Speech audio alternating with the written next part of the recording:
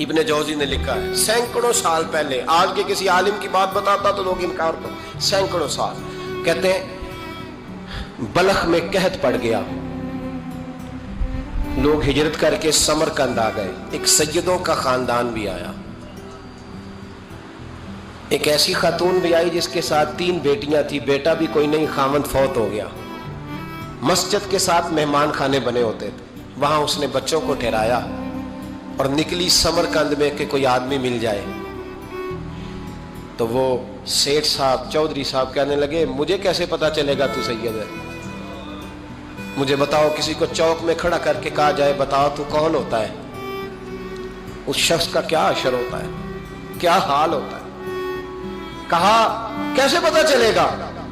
تو سید زادی نے اپنا پلو کھولا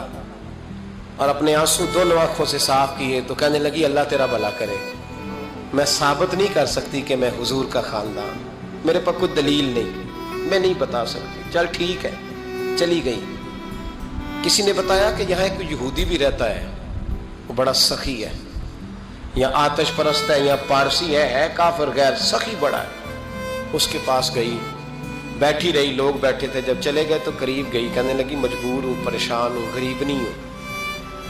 کہنے لگا بی بی تجھے کبھی دیکھا نہیں، سمرقند کی اتنی آبادی نہیں، میں سارے شہر، تو کون ہے؟ تو کہنے لگی تعارف نہ ہی پوچھے تو اچھا ہے۔ اس نے کہا چلو اگر پتہ چل جائے تو، کہنے لگی میں مسلمانوں کے نبی کی اولاد ہوں، مسلمانوں، اس نے کہا پیغمبر خدا کی اولاد، اٹھ کے کھڑا ہو گیا، بی بی کو ساتھ لیا، گھر گیا، کہنے لگا جو صاف ستھرا کمرہ ہے نا اسے پھر دھو ڈالو، ایک دفعہ پھر دھو ڈالو، کمرہ دھلایا، صاف کرایا، پھر کہنے لگا بی بی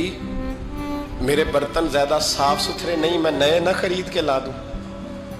پھر نئے برتن لایا، پھر اپنے بچوں سے کہنے لگا اونچا نہ بھولنا کہ سیدہ فاطمہ کی شہزادیاں آئی ہیں، یہاں کوئی شخص اونچی بات نہ کرے۔ پھر کہنے لگا بی بی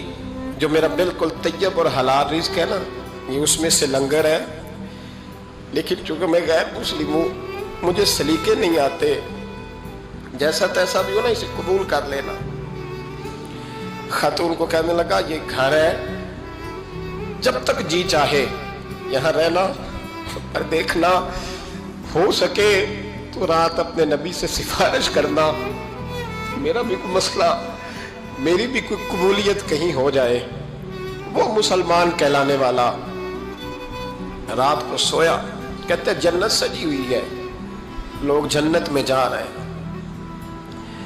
لائنیں لگی ہوئی ہیں، نبی پاک لوگوں کو جنت میں بھیج رہے ہیں،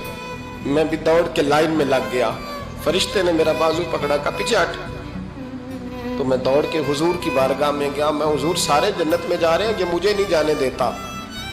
نبی پاک نے فرمایا تو کون ہے؟ کہ یا رسول اللہ میں مسلمان ہوں۔ کہتے حضور مجھ سے فرمانے لگے کوئی دلیل ہے تیرے پاس؟ دلیل ہے کوئی تیرے پاس؟ میں چپ کر گیا، فرمایا میری بیٹی تیرے دروازے پر آ ہی گئی تھی تو دلیلیں پوچھنے لگ گیا تھا۔ میں جا دوڑ جا، سویرے آنکھ کھلی تو گلیوں میں ڈھونڈتا پھرتا ہے، تلاش کرتا پھرتا ہے،